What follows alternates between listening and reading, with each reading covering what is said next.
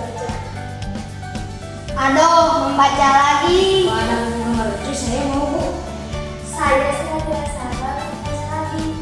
Oke, Ibu bawa buku favorit kalian. Bentar ya. Tapi kenapa kok nggak ada? Kenapa Bu?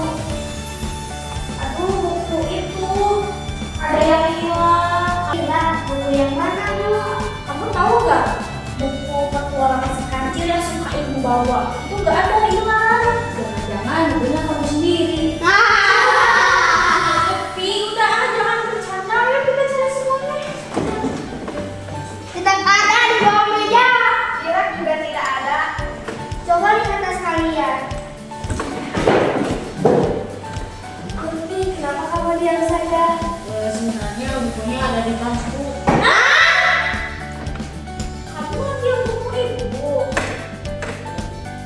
Kenapa kamu ngambil buku Ibu tanpa sepengetahuan Ibu, tanpa izin dulu kamu ngambilnya? Saya ingin membacanya di rumah karena ceritanya seru. Ternyata Lutfi juga suka membaca ya. Kalau kamu ingin membaca, kamu harus izin dulu. Ibu sampai nyari-nyari gak ada, itu buku favorit kalian. Kalau kamu ingin baca, kamu ke perpustakaan, kamu cari buku yang dianggap seru oleh kamu. Kamu harus izin dulu kalau mau bikin buku ke Ibu, harus izin dulu ke Ibu ya. Bu, saya salah. Tapi ternyata kamu suka baca juga ya. Iya, ternyata buku ini menyenangkan. Kalau begitu kita bisa membaca bersama. Iya, jadi lebih seru. Oke, anak-anak, membaca buku itu, buku adalah sumber ilmu.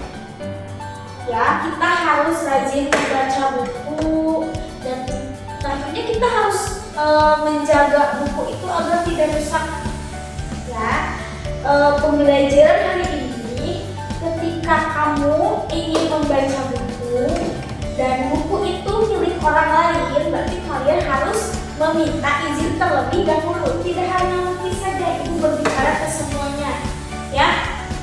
Nah, nanti kalau misalkan kalian ingin membaca